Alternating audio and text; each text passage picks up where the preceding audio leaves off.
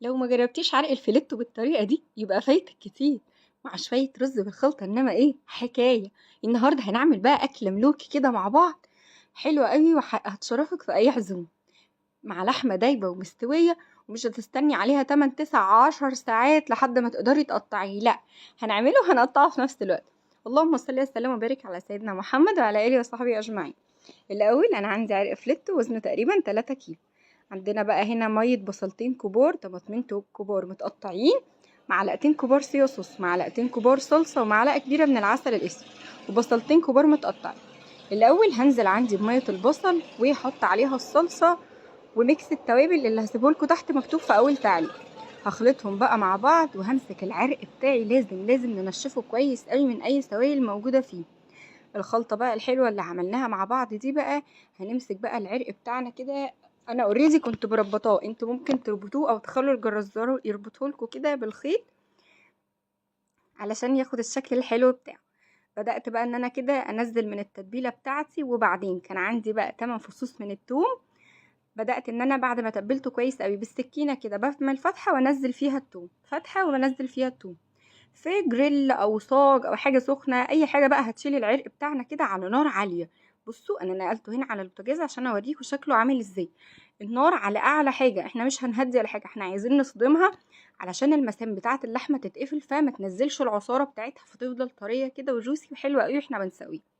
بعد ما بقى خد لون حلو كده من بره ويتشمع كويس قوي، هبدأ بقى انزل ميكس الخضار بتاعي. تقدروا طبعا تضيفوا اي نوع من الخضار تحبوه، لكن الجزر والطماطم والبصل هيكونوا كفايه قوي، هيدوكم تيست حلوه قوي. حطيتهم وخلطتهم كويس مع بعض، ونزلت عليهم الباقي من التتبيله، وهرفع الكلام ده كله بقى واغطيه بورق زبده ورق فويل وعلى الفرن. عندي بقى كيلو من الرز، معلقه كبيره من المستردة، معلقه كبيره من الكاتشب، معلقتين كبار من الصلصه، وبصلايه كبيره متقطعه، ميكس توابل برده هسيبه لكم تحت في اول تعليق. الاول في حله فيها شويه زيت هنزل البصل بتاعي لحد ما يتكرمل وياخد اللون البني الفاتح ده. نزلت عليه التوابل ريحتها طلعت، هننزل بقى بالصلصه والماسترد والكاتشب بتوعنا. عايزه اقول لكم بقى الخلطه دي رهيبه للرز، هتكون فعلا احلى مره تعملوا فيها رز بالخلطه وبطريقه سهله ومن غير حاجات كتير قوي بقى خزعبليه ولا حاجات صعبه.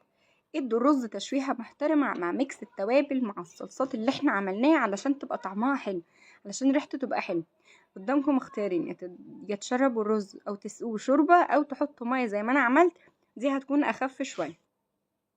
هنزلها، وبمجرد ما الرز بتاعي يتشرب ببدأ اديله تقليبة وبهدي عليه النار، ويكمل سوا بقى لما يطلع معانا مفلفل واخد اللون الحلو اللي انتوا شايفينه ده. العرق بتاعي بقى قعد معايا في الفرن بالظبط 3 ساعات، يعني لكل كيلو من اللحمة خدت ساعة جوه الفرن. على حسب طبعا الحجم بتاعكم سواء كبير او صغير هتحددوا الوقت، كل كيلو هياخد من ساعة الا ربع ساعة. هبدأ بقى افك الخيوط، ويا دوب انا استنيت عليه كام دقيقة بس يهدى. بصوا هو اصلا ساخن، انا مش عارفة امسكه من كتر سخون. عايزه اقول لكم الطريقه دي حلوه قوي، هتطلعوا معاكم محافظ على قوامه كده، وبيتقطع معاكم بمنتهى السهوله. مش هتستنوه يبرد بقى ولا خطوات كتير. سكينه تكون مشرشره او تكون حاميه كويس قوي، ابداوا قطعوه، اغرفوا بقى وقدموا بالهنا والشفا. ولو وصلتوا لحد هنا ما تنسوش اللايك والشير، وتسيبوا لي كومنت لطيف زيكم علشان دعمكم بيفرق كتير. نزلنا بقى الرز المفلفل الحلو بتاعنا، وهنبدا بقى نرص العين علشان ناخد احلى صوص بقى.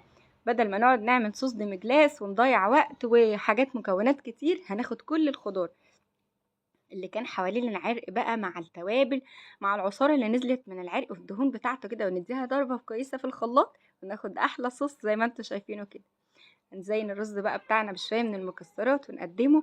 عايزة اقول لكم ان حرفيا دي هتكون احلى اكلة تشرفت في اي عزومة، وهتسد معاكي قدام اي حد. هستنى بقى رأيكم يا حلوين، واتمنى تعملوا لايك وشير كتير قوي للفيديو. اتمنى تجربوا الوصفة وتقولوا رأيكم. صحة هنا.